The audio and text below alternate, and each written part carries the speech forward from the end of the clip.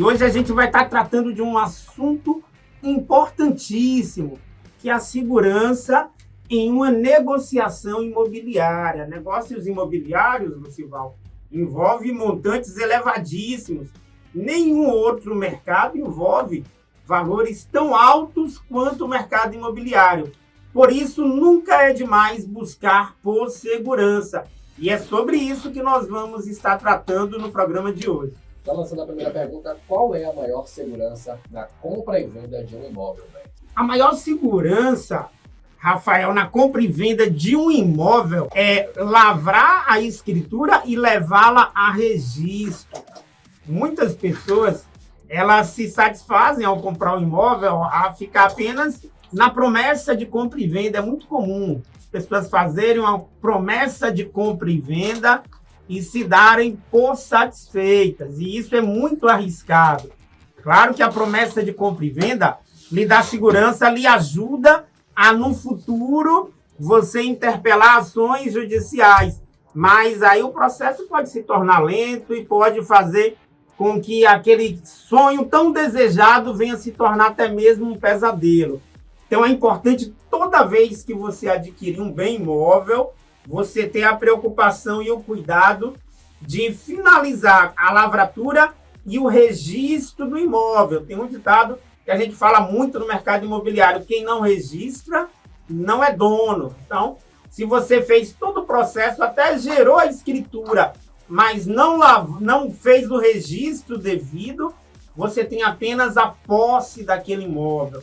Você só vai ter a propriedade plena, que é o que de direito faz com que o imóvel se torne seu, que permite que esse imóvel seja dado em garantia, seja alienado. Isso só ocorre após o registro público num cartório devido ao qual pertence o imóvel. Não basta tão somente ter a escritura. Tem que registrar essa escritura, não é isso, Beto? Exatamente, Lucival. E assim, a gente se depara com casos. Recentemente, a gente se deparou com um cliente que ele comprou um imóvel em 1983 e agora colocou à venda, e na hora da venda ele teve o desprazer de identificar que ele tinha escritura, mas não tinha registrado. Aí tem que fazer todo aquele processo, a entrada, a registrada. Aí o que é que acontece? Um dos vendedores já tinha falecido, e aí ele vai entrar por outro meio, vai buscar, como ele já tem a posse mansa e pacífica por muito tempo, ele foi orientado e vai fazer um uso capião. Mas ele vai ter um trabalho, vai ter uma perda de tempo de no mínimo aí 6 meses a 1 ano, de algo que ele já poderia ter resolvido lá atrás, no momento da compra, se ele tivesse feito o registro devido. Ele tinha escritura, mas não registrou. Agora, eu acho que para o cidadão acaba sendo um prejuízo. Até, tudo bem, mudou a lei, tem que ser assim. Mas já deveria, depois de se fazer todo esse processo como é que se diz? Da certidão, não? Da escrituração. Da escritura, lá mesmo, uma taxa para registrar automaticamente. Também, eu estou aqui fazendo aqui a escritura e automaticamente você paga a taxa de registro. Porque muita gente, às vezes, não sabe dessas informações. Por isso que a importância desse programa aqui com o Beto, que é especialista em imóveis, para você não ser pego de surpresa. E se você está numa condição dessa, qual é a maior orientação, a melhor que você faz para essas pessoas? Tem somente a escritura na mão e ainda não foi registrado, Beto. De imediato, procurar o cartório de registro de imóveis para proceder com o registro. E até frisando esse ponto que você colocou, Lucival, por que não acontece automaticamente? Porque a escritura ela é lavrada, ou seja, confeccionada nos tabeliões de notas. Então, o tabelião ele não tem poder de registro, ele tem poder apenas de lavrar, de montar aquela escritura, que é a promessa de compra e venda. Sim. A diferença de um tabelião para um contrato comum que é feito é que o tabelião ele tem fé pública. E para ir a registro, se a compra e venda é feita sem uma instituição financeira, precisa passar pelo tabelião. Porém, o tabelião apenas confecciona a escritura. Daí a importância de se entender que é preciso, depois de confeccionado, finalizado, aquela escritura levá-la a registro porque só aí, de fato e de verdade, ele vai ser proprietário daquele imóvel. Olha que informação importante. 7h51, e voltando agora no tema de hoje, a gente está falando sobre escritura pró-solvendo, já perguntamos qual é a maior segurança na compra e venda de imóvel. Humberto respondeu, você tem uma pergunta a fazer, não é isso não? Sim, bom dia, Humberto. É possível fazer escritura de um imóvel comprado parcelado? Ótima pergunta, Nau. É possível sim. Muitas pessoas acham que quando compram um imóvel financiado via banco, todos sabem que esse vai para o registro, ele se torna uma escritura definitiva.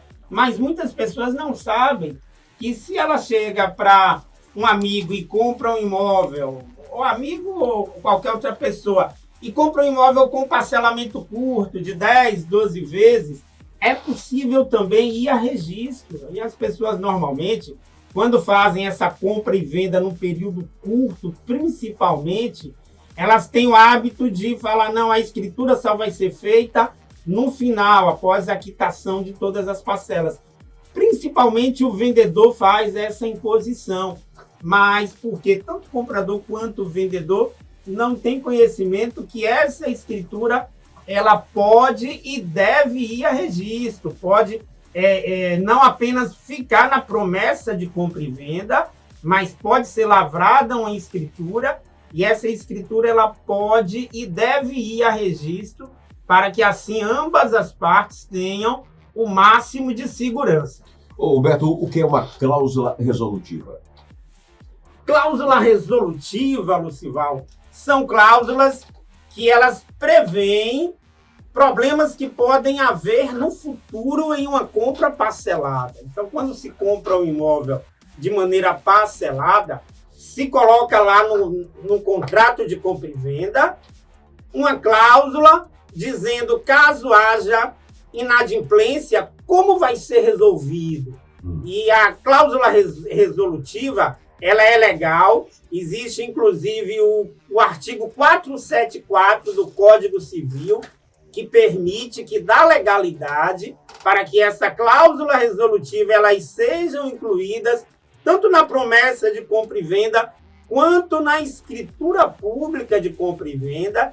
E nessa cláusula resolutiva é importante que o corretor, a imobiliária ou o advogado, caso as partes contratem um advogado, venham fazer com que essa cláusula resolutiva ela seja bem específica e bem detalhada, porque se no futuro houver uma inadimplência e precisar haver uma dissolução, quanto mais detalhada tiver a cláusula, mais fácil vai ser judicialmente aquela dissolução. Então, a cláusula resolutiva é importantíssima toda vez que um contrato, uma compra e venda é feita, e existe parcelamento, porque é ela que vai permitir que, no caso de qualquer problema que venha a ocorrer, ela venha trazer a solução. Como o nome diz, resolutiva é a cláusula que traz a solução. Então, ela precisa ser bem redigida. Daí a importância de ter um profissional qualificado, Lucival.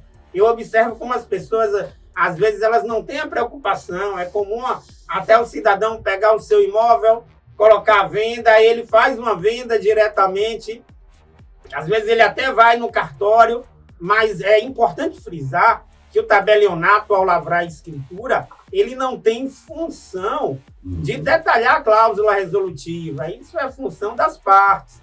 Daí a importância de se ter um corretor, de ter uma imobiliária, ou mesmo um advogado capacitado, porque essa função de determinar as cláusulas resolutivas que vão ser colocadas na escritura de compra e venda não compete ao tabelião. O tabelião ele apenas diz se aquela cláusula está de acordo, se pode ser colocada ou não. Mas quem determina o que ali vai ser colocado são as partes orientadas por um profissional capacitado.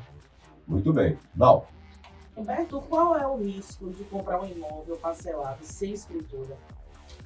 Não, o grande risco está nos fatos jurídicos que podem ocorrer durante o pagamento das parcelas. Então, digamos que você comprou um imóvel parcelado em 12 vezes. e você fez lá uma promessa de compra e venda apenas, você não fez uma escritura, ou se fez, não levou a registro. Então, durante aquele período, podem ocorrer vários fatos jurídicos. Uma das partes pode vir a falecer, pode vir a ter uma separação, pode ocorrer algum problema com aquele imóvel durante esse período, e isso vai gerar um problema que vai ser mais difícil solucionar se a escritura ainda não foi feita.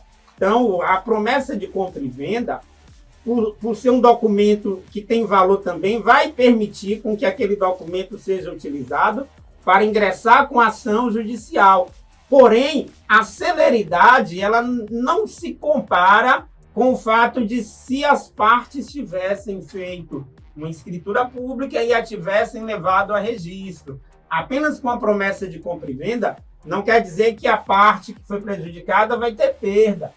Mas, com toda certeza, a celeridade na solução daquele problema vai ser bastante lenta. E como a gente sabe que, infelizmente, a justiça no Brasil ela está sobrecarregada, a dificuldade em ter resoluções de problemas é muito grande. Então, quanto maior a segurança buscada desde o início do processo, mais fácil vai ser a sua resolução no final. Agora são 7h57, conversando com o Humberto Mascarenhas, da Nobel Imobiliária. O Luiz quer fazer uma pergunta aqui para o Humberto, é isso? Vamos aí, o Luiz lá de Coração de Maria. Pois não, Luiz? Escritura. Bom dia. Eu tenho um problema desse, que não foi feito, não foi pago ainda o registro do imóvel, do terreno, quando ele comprou. E aí eu tô correndo atrás disso e já tem mais ou menos quase 5 anos. Já tá chegando, beirando 5 anos. Só que ele tá me enrolando, ele disse que já pagou, mas o documento não chegou na minha mão. Que é para eu fazer outro documento. Entendeu? Aí só que eu tô com esse problema aí. E como você responde aí o Luiz diante dessa questão? Assim, a questão do Luiz aí é uma questão, pelo que eu entendi, Luiz, você quando comprou o imóvel, você não fez aquele beabá que é importantíssimo, que é solicitar a certidão do imóvel. Então, no ato da compra, a primeira coisa que deve é solicitar as certidões de imóvel, principalmente a certidão de ônus, para saber se aquele imóvel se encontra devidamente registrado no nome do vendedor, ou se o imóvel é comum também, viu, Lucival? Na hora da venda, o vendedor ainda não registrou e o imóvel está em nome da construtora. Isso impede a venda? Não, mas sabendo disso, vai se fazer um contrato, uma promessa de compra e venda detalhada, expressando detalhadamente tudo como está, para que mais à frente as partes tenham a segurança devida. Acredito que o Luiz não pediu essa certidão. E aí o vendedor do imóvel dele, foi isso que eu entendi, ele não tem a escritura devida, não tem as certidões que impede com que o Luiz transfira o imóvel para o seu nome. Então, Luiz, é importantíssimo até você checar aí no cartório devido, saber até se esse imóvel não está em nome de um terceiro e procurar uma assistência jurídica, que é uma situação delicada, ainda mais quando você diz que tem mais de 5 anos, é um prazo muito longo. Muito longo. Olha aqui falou você, Humberto, sobre essa questão do registro, não pegar todos os detalhes como tem. Por isso tem que perguntar a quem entende do assunto, né? Porque daqui que resolve um problema desse é 5, 6, 7 anos, justiça como serviço super atarefada, acarretada de processo. Olha, são 7h59, aí eu tenho 2 ainda aqui para o Humberto. Humberto, qual a diferença entre prosoluto e prossolvendo? Boa pergunta, Lucival. Prosoluto e prossolvendo. A prosoluto é uma forma de se escriturar o imóvel ou fazer a promessa de compra e venda, e com ela o parcelamento ele é tido como quitado já no ato da transação. O que quer dizer isso?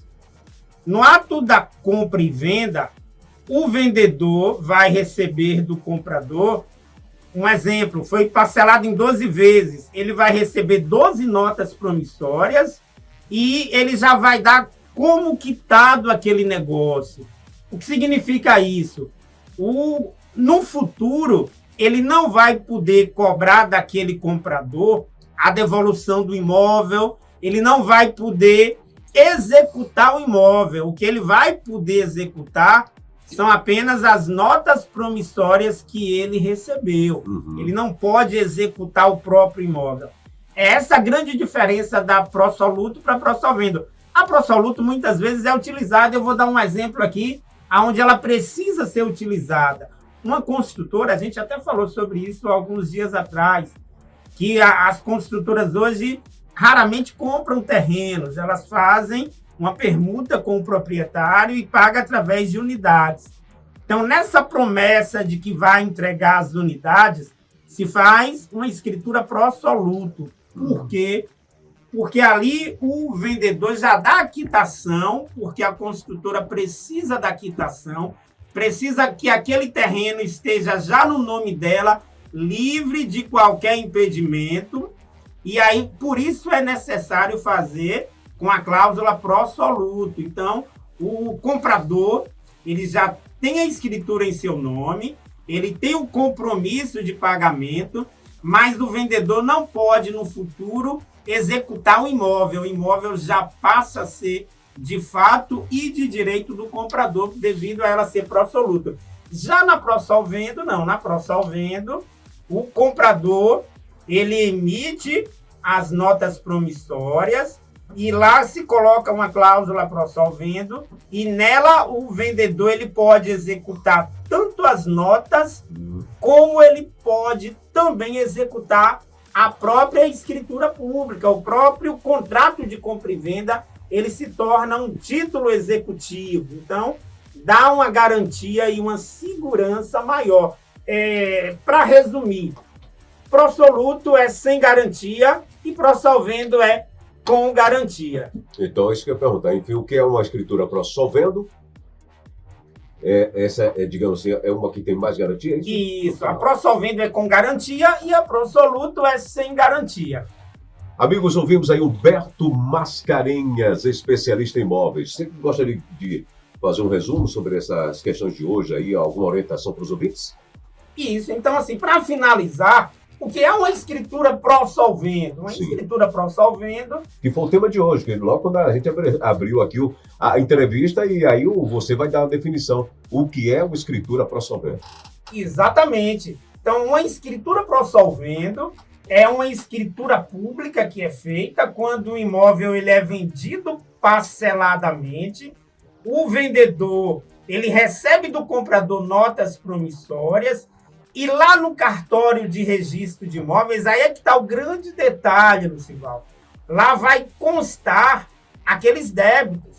Então, aquelas notas promissórias que foram emitidas, lá no registro de imóveis, elas vão estar constando de forma que, caso o comprador não pague uma ou mais, isso vai, o próprio contrato é que vai dizer quantas parcelas são necessárias para a dissolução.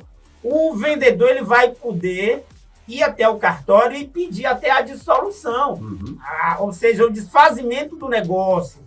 Aquele imóvel pode voltar para ele. Então, dá-se uma segurança para ambas as partes, não só para o comprador, mas também para o vendedor. O comprador vai ter a segurança que o imóvel já vai estar registrado em seu nome, e isso impede que no futuro algum fato jurídico que venha a ocorrer com o vendedor, tipo uma morte, uma separação que pode ocorrer, venha a atrapalhar o negócio, e o comprador vai ter a segurança que, caso os pagamentos não ocorram, ele pode pedir a dissolução e a pessoa que comprou o imóvel precisa, no final dos pagamentos, ter um termo de quitação emitido pelo vendedor, levar esse termo ao cartório de registro, para que aí sim seja dada a baixa devida e o imóvel então fique livre e apto para que assim o comprador possa usufruir do que quiser. Enquanto isso não for feito, esse imóvel ele não pode ser dado em garantia, ele não pode ser alienado. Então, é a forma mais segura de se fazer uma compra de imóvel parcelada é através da escritura pró-solvendo. E por que hoje se faz muitas escrituras pró-solvendo? Porque a alienação fiduciária, que é a forma mais segura, ela depende de um financiamento bancário. E existem muitas limitações para o financiamento. Então, a forma de se fazer um parcelamento direto, ela tem ocorrido cada vez mais e, através do Prosolvendo, as partes têm a segurança necessária para que o negócio seja concretizado com toda a segurança. Não basta só comprar e vender, tem que saber como comprar e vender com segurança para não ter dor de cabeça e prejuízo. Então, olha, gente, diante de tudo isso, antes de formatar um negócio, vai procurar a orientação de quem entende. Procure o Beto, a Nobel Imobiliária. Fiquei satisfeito com as orientações de hoje. E muita coisa que eu não sabia, fiquei sabendo dessa questão de compra e venda de imóveis, né? Como você, inclusive, não ter dor de cabeça lá na frente. Procure, se informe, indague, mas isso quem vai te responder é quem entende do assunto. Beto, muito obrigado. Para quem se interessar e quiser localizá-lo, o que é que faz nas redes sociais e também o endereço físico? A Nobel Imóveis fica ali na Avenida Governador João Durval Carneiro, número 2979. Você pode nos encontrar também nas redes sociais. É só pesquisar por @Nobel Imóveis no Instagram, YouTube ou Facebook e também por @Humberto Mascarenhas. A gente vai estar lá à sua disposição para te ajudar, tirar suas dúvidas e ajudá-lo a fazer o melhor negócio e com toda a segurança. Lucival, agradeço mais uma vez a participação, desejo a todos um ótimo dia e até a próxima. Até a próxima, Humberto. Obrigado, viu? Boa semana.